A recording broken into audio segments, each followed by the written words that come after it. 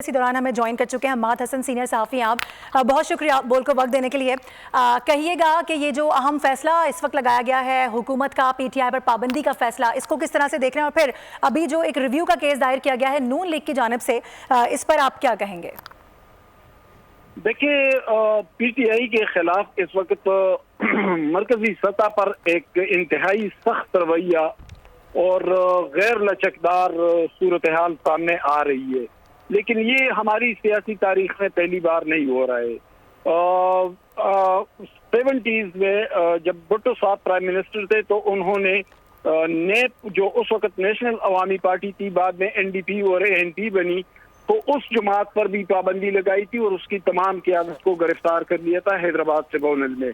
लेकिन इससे सियासी जमातें ख़त्म नहीं होती, क्योंकि वही नेप ज़िया मार्शल्ला के बाद हैदराबाद ट्रिब्यूनल भी ख़त्म हो गया था और वो तमाम क़यादत भी बाहर आ गई थी, और फिर एनडीपी यानी नेशनल डेमोक्रेटिक पार्टी की शक्ल में वो जमात सामने आई और वली खान ने उसकी क़यादत की, जो बाद में एएनपी बनी।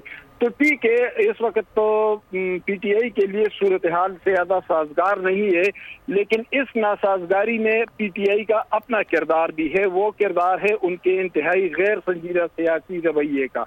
लेकिन जो मकबूलियत है इमरान खान की, या जो बहैसियत सियासतदान या सियासी पार्टी वो एग्जिस्ट कर रहे हैं, उस पर कोई फ़र्क नहीं पड़ता। अगर फ़र्क पड़ता तो भुट्टो की फांसी के बाद पीपल्स पार्टी खत्म हो जाती, लेकिन उसके बाद भी पीपल्स पार्टी कई मरतबा इक़्तिदार में आई।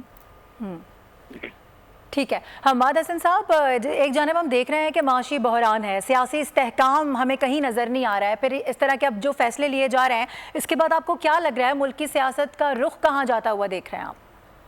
देखिए, सियासी अदम इस्तेहकाम तो है ही, लेकिन सिर्फ सियासी अदम इस्तेहकाम नहीं है, बल्कि अदालती और कानूनी अदम इस्तेहकाम भी है, मुआशी अदम इस्तेहकाम भी है। तो हर तरफ से, हर हवाले से मुल्क इंतहाई मसाइल और मुश्किलात का शिकार होता जा रहा है।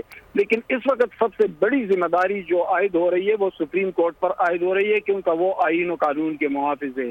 तो मेरी राय तो ये है कि किसी जज्बात की बजाय तदब्बर और बसीरत के साथ अगर सुप्रीम कोर्ट आगे बढ़े तो फिर मसाइल पर काबू पाया जा सकता है, क्योंकि न तो इस्टेब्लिशमेंट की हकीकत को हम नज़रअंदाज कर सकते हैं और न किसी सियासी लीडर या सियासी जमात की मकबूलियत को नज़रअंदाज कर सकते हैं।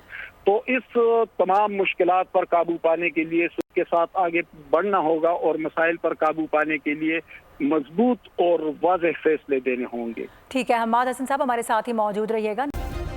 सब्सक्राइब करें और बेल दबाएं ताकि कोई खबर रह न जाए।